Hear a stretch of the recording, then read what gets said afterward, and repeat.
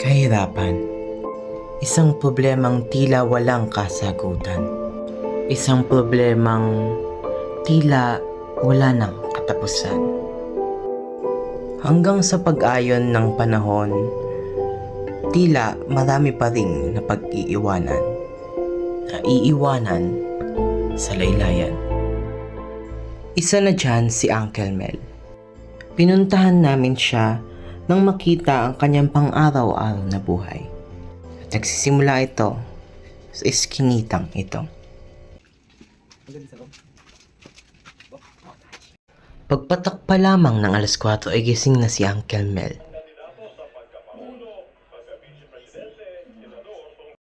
Mapapansin sa kanyang pagkilos ang kabayaran ng panahon, ang kanyang katandaan. Sinisimulan niya ang kanyang umaga sa pagtimpla ng kape at ng pagkain ng kanyang almusal. Isa sa mga kapansin-pansin na bagay sa bahay nila Uncle Mel ay ang mga bersikulo na mula sa Biblia na siya mismo nagsabing inspirasyon niya sa araw-araw.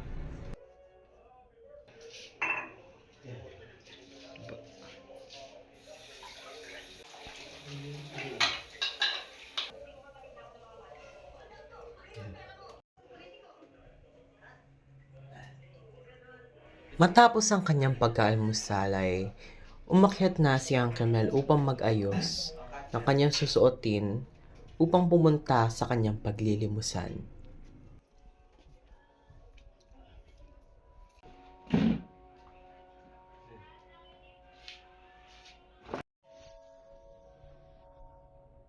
At sa pagsapit ng alas 5 ng umaga, ay nag-ayos na si Uncle Mel upang lakarin papunta sa kanyang pupuntahan.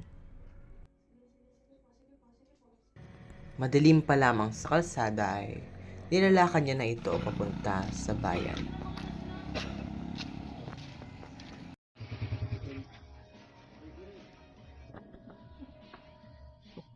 Siya ay bumili ng tinapay upang kainin matapos ang isang araw ng mahabang panlilimos.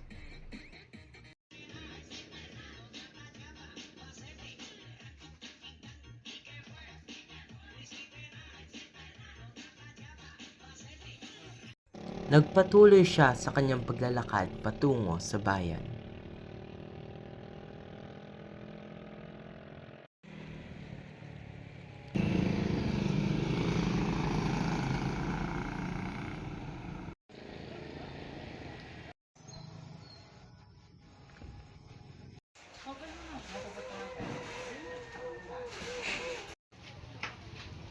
Simula nung nakarating siya sa bayan, ay makikita ang pag-aalinlangan sa kanyang mga mata.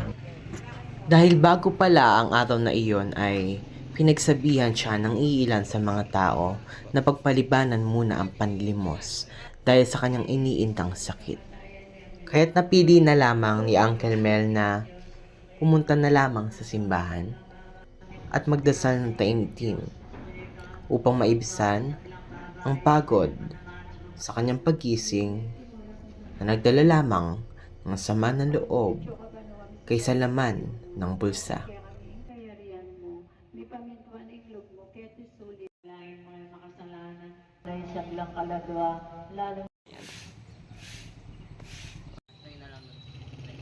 Matapos magdasal, si Uncle Mel ay nagsimula ng umuwi patungo sa kanilang tahanan.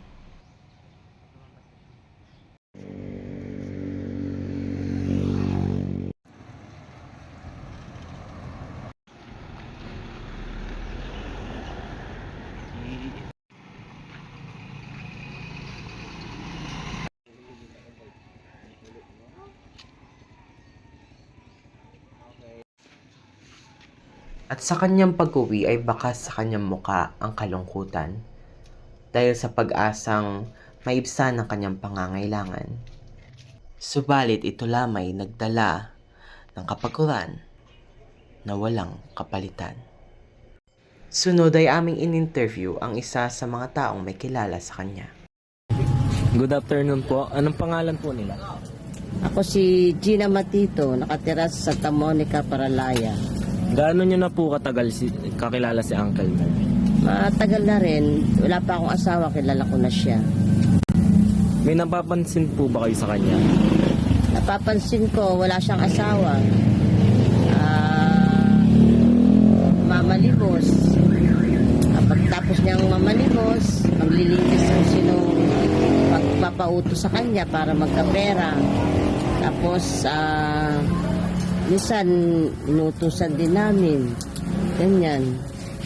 Kung sa pang-araw-araw, walang nagbibigay. Tinutulungan ko lang minsan pagka bibigyan ko ng pagkain, pag may pagkain. Pagka wala. May mga sumusuporta po ba sa kanya? Sa suporta, wala. Wala nagsusuporta sa kanya kasi wala namang, yung mga kapatid niya, wala namang kaya, tsaka malalayo. Tapos yung siya, wala na siyang mga magulang. Tapos wala siyang kaanak. Eh kami, katabi namin bahay, hindi ko naman siya kaano-ano, pero tinuturing ko siyang kapatid o tiyo o biyanan kasi matagal ko na siyang kilala. Sunod naming in-interview si Uncle Mel. Magandang araw po. May mga katanungan lang po kami sa inyo. Ano po yung pangalan niyo? Diretso, wala. Ilan taon na po kayo? 70 na, wala. Bro. Ano po ang pang-araw-araw na ginagawa niyo? Ha? Ayun, minsan nutusan ako ng titinda. Sa barbecue. Ano po yung pangkabuhayan ninyo? Ha? Ano po yung... Kabuhayan. Aba. Ayun, minsan binibigyan kami. Ganun. Meron po bang mga sumusuporta po sa inyo? Ha? Sumusuporta. Aba. Wala, yung pisa mo dito. Minsan binibigyan kami. Meron pa po bang ibang sumusuporta sa inyo? Ha? Wala, yun lang mo ngayon. Sige po. Sunod namin kinausap ang isa sa mga opisyal ng barangay sa Santa Monica. Good afternoon po. Maaari po bang malaman ang pangalan niyo? Ako pala si Rachel Suba, Barangay Secretary. Ano po po yun? Maaari po bang kaming magtanong tungkol sa inyong barangay? Sige po, ano po yun? Marami po bang may hirap sa barangay? Base sa census namin, hindi gaanong marami ang aming may hirap. Ano pong solusyon o suporta ang nabibigay sa kanila? Siguro, sila yung priority sa mga ayuda or bigyan sila ng mga relief goods. Ano po ba ang pwedeng gawin o ibigay ng ating gobyerno? Siguro, magbigay sila ng mga livelihood, pampuhunan para sa mga may hirap, para mabawasan ang mga naghihirap sa aming barangay. Sunod naman kaming dumako sa Santa Cruz Poblacion upang bigyang pansin si Tatay Sarafin at Edilberta Talao.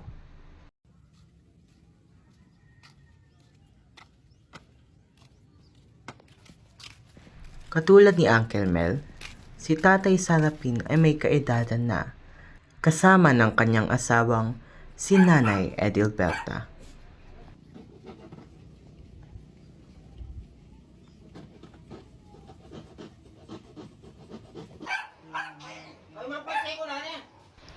Nakatira sila sa isang tahanan kasama ang kanilang mga alaga at iilan sa kanilang mga kapamilya. Dito ay tinanong na sila ng aming interviewer. Good morning po. Ano po yung pangalan niyo? Serapin Talaw. Kayo po, ano po yung pangalan niyo? Edelberta Talaw. Ilang taon na po kayo? 79. Kayo po, ilang taon na po kayo? 75, 1950. Ano po yung pang-araw-araw na ginagawa niyo? Ang mga lakal yan, no?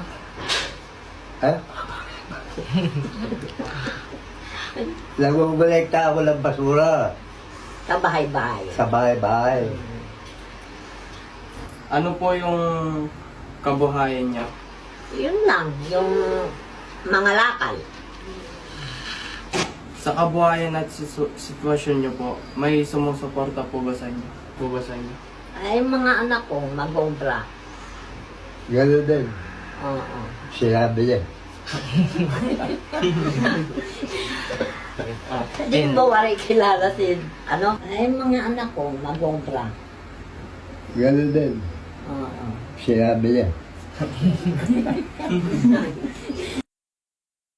Mapapansin sa kanila tatay at nanay ang siya at tuwa na kahit nasa sitwasyon man silang may paghihirap, ay nagagawa pa rin nilang maging masigla at masaya. Meron Kahit sa harap ka rin, kang itil. ako, nabatay natin. Wala na natira, oo. Ang lakas ko kumita yun. Lahat, nabatay lahat. Ilang taon na po kayo niyan na namamasukan sa mga kanila? Sa kanila? Bata pa ako. Edad ko 50 pa lang yun. So, hanggang ngayon, nagtatrabaho pa ako. 79 na ako. Oh. Meron ba 79? Ano siya ng, basura. Baka- Buyod niya yung garito na. Eh, ganito ko doon, nakatawag eh. Oh. Kumita na pambili ulam. Pambiling bigas. Bukas na naman. Pero masaya na kami Oo. kahit gano'n. Tutulak ko na naman yun. Hindi ako nahiya. Hindi ako nahiya sa mga tao. Bisa, bibigyan pa nga ako eh. Oo, mga tao. Bibigyan ako 1,000. Oo. Ayaw ba yun? Oo, bisa, pare pa. Binigyan ko kami dalawa. Kali mandalan. Wala niyong pare, Kep. Marunong ka Nasa abroad ba? bagay sa kanila. Tusa nila ako. Agad ako nabibigto. Oo. Hindi ako nagbubarbado. Ay, ayoko. Kagaya nga ng nasabi nila kanina, si Tatay Sarafin ay isang mangungulekta ng basura. Kaya't aming pinuntahan ang kanilang lumang bahay at ang kanyang lumang kariton upang magkaroon pa ng mas malawak at malalim na pagtatanong tungkol sa kanilang hanap buhay.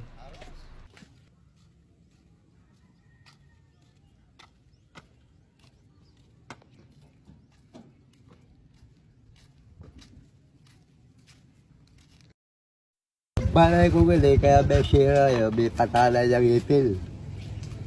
Kaya, ko na yung repair. Punta meron siya lalo. Tsaka, balay ko gali, balati mo. Igawa ko. Nasakal kayo ng balati. Tinas kayo bagya. Oh. Kaya yan, lito yun, mas makalalo.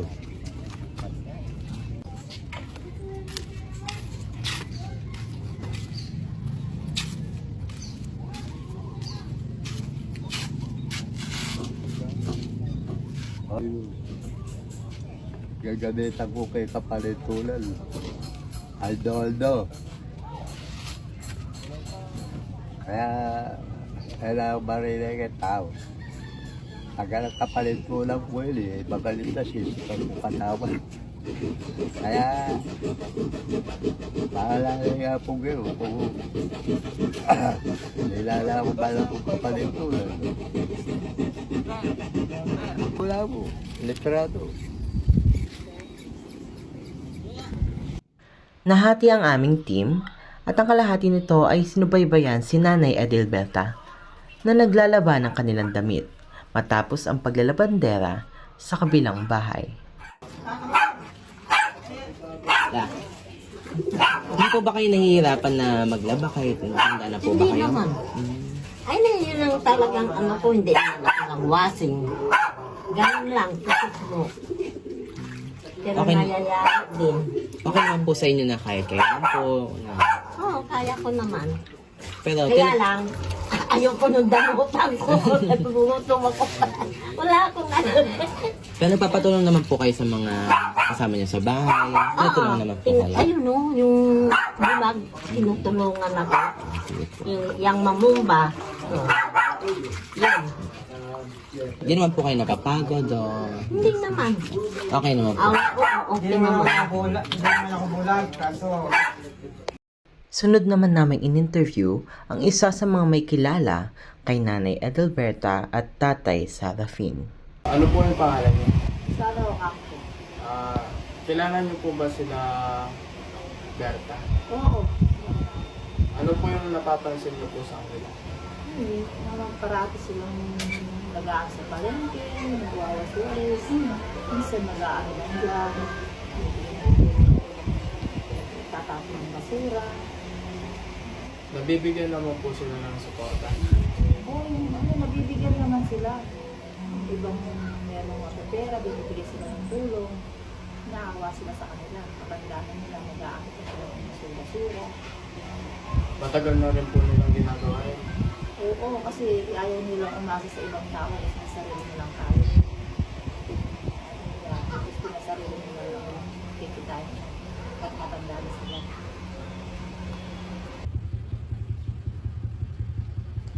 Ninais naming tanungin ang barangay ng Santa Cruz Poblacion, ngunit wala sila. Matapos ang aming documentary ay nagbigay kami ng maliit na regalo kay Uncle Mel, Tatay Sarafin at Nanay Edilberta.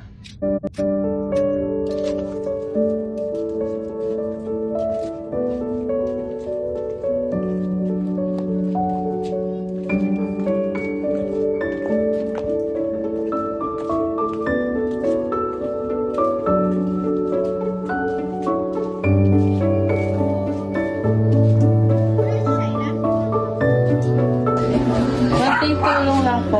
Thank you lang po dahil pumayag po kayo mag-intervene namin kayo. Yan lang. Thank you po. Paano po ka, Kylie?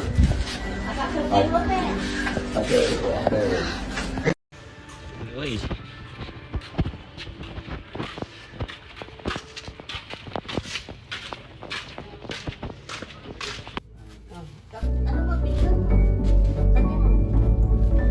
Nagbabalik po kami para bigyan ka ng konting pasalubong. Thank you po. Thank you po. Ayon sa datos ng aming survey, sa Santa Monica, 56 out of 100 individuals ang nakakaranas ng kahirapan, habang sa Santa Cruz, 35 out of 100 individuals ang nakakaranas ng kahirapan. Sa pamilya naman, 9 out of 20 families ang nakakaranas ng kahirapan sa Santa Monica, habang 6 out of 20 families ang nakakaranas ng kahirapan sa Santa Cruz. Subalit ayon din sa aming datos na parehas sa barangay na mahigit sa kalahati ang naaagapan sa mga naghihirap na tao at pamilya. Ang kahirapan ay mahirap solusyonan. Ngunit, ang kahirapan ay nalalampasan. Lalo na't kung ikaw ay mayroong paninindigan, tatag ng sarili, at paniniwala. Walang problemang mananaig sa taong hindi magpapatay. This is Daniel and Matito, and this is your witness.